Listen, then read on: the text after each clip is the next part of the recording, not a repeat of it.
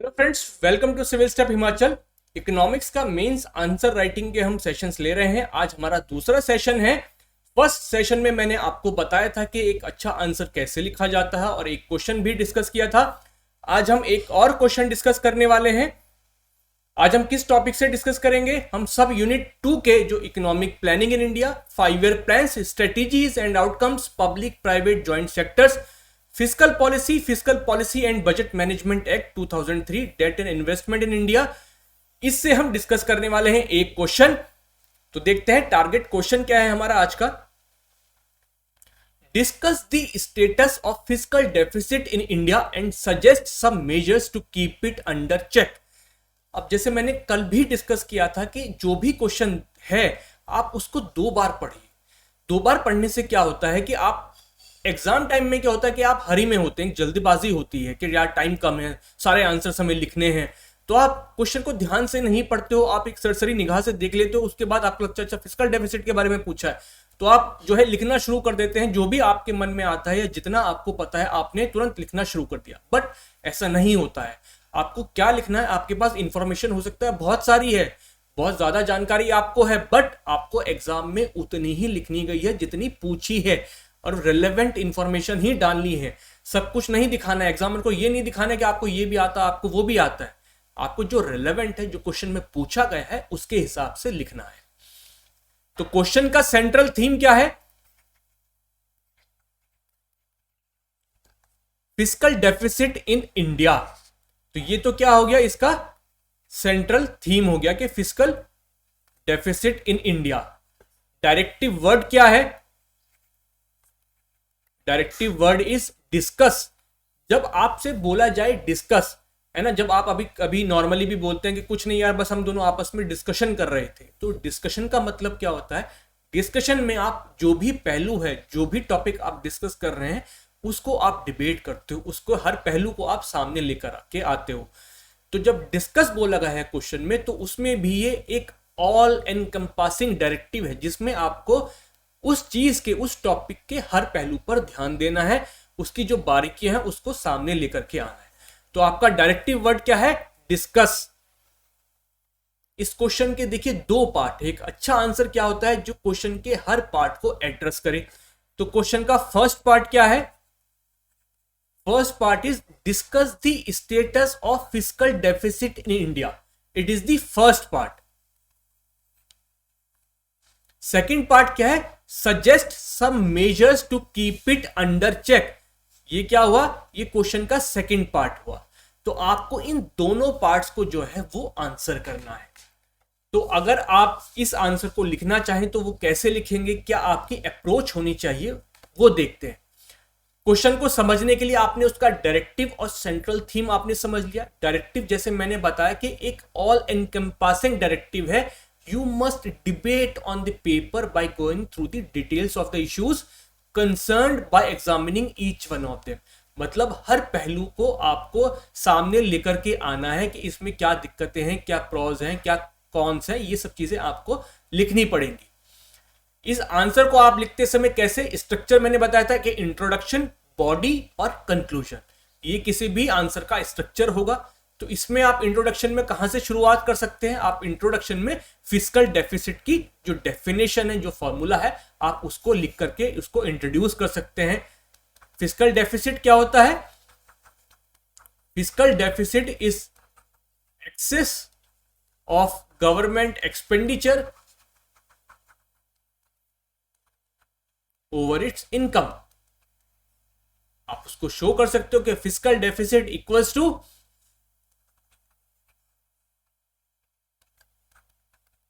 Expenditure minus income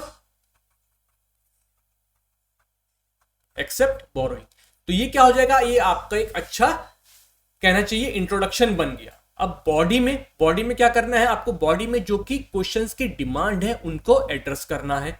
तो पहली demand क्या थी कि स्टेटस क्या है फिजिकल डेफिसिट का। तो आप स्टेटस जब बताएंगे तो आपको डेटा देना पड़ेगा। तो डेटा क्या है कि India's physical deficit stood at 18 lakh crore at the end of first quarter in 2021, which is 9.3% of GDP. The union budget has estimated the fiscal deficit of financial year 2021 to be 3.3% of GDP. तो इसके through आपने क्या बता दिया, जो question का पहला part था, स्टेटस, क्या स्टेटस है आज के दिन पे फिस्कल डेफिसिट का इन इंडिया। अगर आपके पास और डेटा है तो आप क्या कर सकते हैं, इस पार्ट को और थोड़ा सा इलेबोरेट कर सकते हैं। इलेबोरेट कैसे कर सकते हैं कि आप जो है ट्रेंड दिखा सकते हैं फिस्कल डेफिसिट का।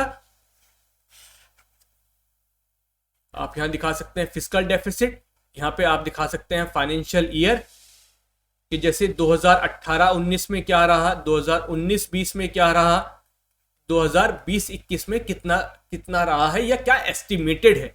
तो इस तरह से जो है आप fiscal deficit as percentage of GDP आप इसको दिखा सकते हैं कि मान लीजिए 2018-12 में 5.4% था, 2019-20 में 4.6% था, 2020-21 में 3.3%। अब ये एग्जैक्ट डेटा मेरे पास नहीं है कि 5.4% था या 4.6% था। ये सिर्फ मैं इसलिए कह रहा हूं कि अगर आपके पास डेटा है, आपके पास इंफॉर्मेशन है, तो आप इस ट्रेंड के थ्रू भी शो कर सकते हो। इससे पता चलेगा कि जो स्टेटस है फिस्कल डेफिसिट का वो कैसा है। कि आपने बोला कि सिर्फ 9.3% ऑफ जीडीपी है, तो ये पहले के मुकाबले ज्यादा है, कम है, कैसा है। तो एक ट्रेंड से आपको अंदाजा लगता है कि हम कैसा परफॉर्म कर रहे हैं। तो इस तरह से आप ट्रेंड को शो कर सकते हैं। और जब ट्रेंड को शो करना है तो इकोनॉमिक्स में हमेशा प्लीज ग्राफ्स का यूज कीजिए। अब डिस्कस था इसका डायरेक्टिव, तो हमें सिर्फ स्टेटस पे लाकर नहीं छोड़ना है, हमें यह भी बताना है कि ये जो फिस्कल डेफिसिट है ये 9.3% ऑफ जीडीपी तो काफी हाई है, तो ऐसा क्यों हुआ है। तो आप उसको रीजंस भी दीजिए। जो सेकंड पार्ट है क्वेश्चन का, मेजर्स से पहले आपको जो फर्स्ट पार्ट है उसको फुल्ली आंसर करना है। तो आपने स्टेटस बता दिया, आपने ट्रेंड दिखा दिया, उसके बाद आप रीजंस बताइए कि फिस्कल डेफिसिट क्यों इंक्रीज कर रहा है। तो आप बताएंगे कि लोअर रेवेन्यू रियलाइजेशन, अब लॉकडाउन रहा, इकोनॉमिक स्लोडाउन भी हुआ, उसकी वजह से क्या हुआ, सरकार के जीएसटी कलेक्शन भी कम हुए। सरकार के जो नॉन टैक्स रेवेन्यू था, जो कि सरकार चाह रही थी कि डिसइन्वेस्टमेंट चाहे, वो भी टारगेट उनका पूरा नहीं हो पाया, जिसकी वजह से जो रेवेन्यू रियलाइजेशन है ये कम हुआ है।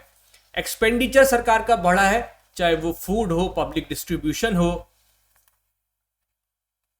हेल्थ फैसिलिटीज पे सरकार को स्पेंडिंग जो है अपनी बढ़ानी पड़ी है। तो एक तरफ सरकार की जो इनकम है वो कम हुई है, सरकार का जो एक्सपेंडिचर है वो इंक्रीज हुआ है। इकोनॉमी में स्लो डाउन देखने को आप रोज न्यूज़पेपर में पढ़ते हैं कि स्लो डाउन हो रहा है, इकोनॉमी में कॉन्ट्रैक्ट कर गई है फर्स्ट क्वार्टर में 23%।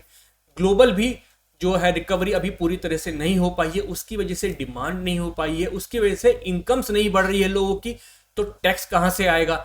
तो ये सब सारे फैक्टर्स हैं जिसकी वजह से हमें हायर फिस्कल डेफिसिट जो है वो देखने को मिलता है। तो ये आपने फर्स्ट पार्ट को फुल्ली आंसर कर दिया है। सेकंड पार्ट क्या है कि मेजर्स, क्या मेजर्स लेने चाहिए टू कीप फिस्कल डेफिसिट। अब फिस्कल डेफिसिट में दो ही पार्ट है, एक इनकम पार्ट है, एक एक्सपेंडिचर पार्ट है।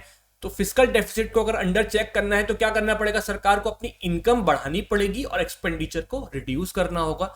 तो आप जो भी पॉइंट्स दे इन सब को कंसीडर करके दें कि कैसे सरकार की इनकम बढ़ सकती है और कैसे एक्सपेंडिचर रिड्यूस हो सकता है।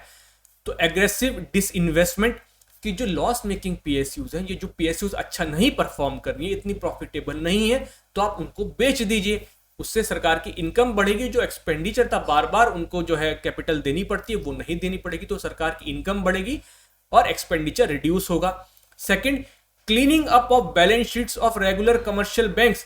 जो भी पब्लिक सेक्टर बैंक्स हैं जिनके बहुत एनपीएस हो गए हैं, तो उनकी बैलेंस शीट को क्लियर कीजिए, जो उनका एनपीए उसको कम करने की कोशिश कीजिए, क्योंकि ये एनपीए की वजह से सरकार को बार बार क्या करना पड़ता है, रिकैपिटलाइजेशन करना पड़ता है बैंक्स का। उसी के लिए सरकार ने अभी रिसेंटली क्या बनाया है, बैड बैंक बनाया है। तो इसीलिए है कि सरकार के इस तरह की जो एक्सपेंडिचर है वो रिड्यूस हो सके। Tweaking the definition of expenditure, जैसे एक हमने एक्सपेंडिचर हमने बजट में पढ़ा था कि क्या होता है इफेक्टिव रेवेन्यू एक्सपेंडिचर। तो सरकार उसमें जो ग्रांट्स स्टेट्स को देती है जो कि towards development of capital asset जा रही हैं, उसको वो रेवेन्यू एक्सपेंडिचर नहीं मानती है, उसको वो कैपिटल एक्सपेंडिचर मानती है और रेवेन्यू जो डेफिसिट है उसमें से घटाती है और उसको कहती है इफेक्टिव रेवेन्यू डेफिसिट। तो इसी तरह से सरकार जो एक्सपेंडिचर है उसको ट्वीक कर सकती है। जैसे रिकैपिटलाइजेशन ऑफ बैंक्स है तो वो सरकार की मजबूरी है, उस तरह के रिकैपिटलाइजेशन को सरकार जो है अपने एक्सपेंडिचर से हटा सकती है, तो उसका जो फिस्कल डेफिसिट है वो कम होता हुआ दिखाई पड़ेगा। Deferment of some non essential expenditure, जो एक्सपेंडिचर ऐसा नहीं है कि अभी उसके बिना काम नहीं चल सकता है, वो एसेंशियल नहीं है, तो उसको सरकार कुछ सालों के लिए डिफर कर सकती है, जिससे हमें मौका मिले कि हम फिस्कल डेफिसिट को कम करके ला सकें। तो इस तरह के मेजर्स आपको सजेस्ट करने हैं। तो ये होगी मेन बॉडी, आपने जो है आंसर कर दिया है, एड्रेस कर दिया है हर पार्ट को क्वेश्चन के। अब कंक्लूजन के बिना देखिए कोई भी जो आंसर है वो अधूरा है ना। आपने सब कुछ लिख दिया, आपने सब कुछ डिबेट में बताया, सब कुछ कर दिया, लेकिन आप एक कंक्लूडिंग रिमार्क नहीं देते हैं तो वो एक इनकम्प्लीटनेस आती है। तो इसलिए कंक्लूजन देना बहुत जरूरी है, खासकर 20 मार्कर क्वेश्चन है तो उसमें बहुत जरूरी है।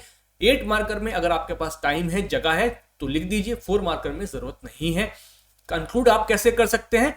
Improved tax revenue realisation and better aligned expenditure are key to fiscal consolidation. एकदम शॉर्ट में जो है आपने कंक्लूड कर दिया, लेकिन बात में जो है वो गहराई है कि टैक्स रेवेन्यू रियलाइजेशन को इंप्रूव करना है और जो एक्सपेंडिचर है आपको उसको बेटर अलाइंड करना है।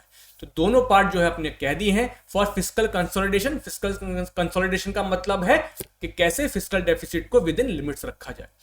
तो इस तरह से आप जो है एक अच्छा आंसर लिख सकते हैं। इस आंसर राइटिंग जो हम सेशंस ले रहे हैं, इसमें आपको कोई मॉडल आंसर प्रोवाइड करना जो है हमारा एम नहीं है, बल्कि आपको यह सिखाना है कि कैसे जो क्वेश्चंस है उनको कैसे समझा जाए और उनको कैसे अप्रोच किया जाए, कैसे उनका आंसर लिखना चाहिए, क्या आपका स्ट्रक्चर होना चाहिए, कैसी आपकी अप्रोच होनी चाहिए towards writing the answers in exam.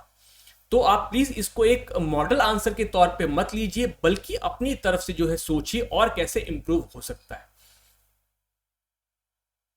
Thank you so much friends, फिर से कल मिलते हैं एक नई थीम के साथ, एक नए क्वेश्चन के साथ। Thank you.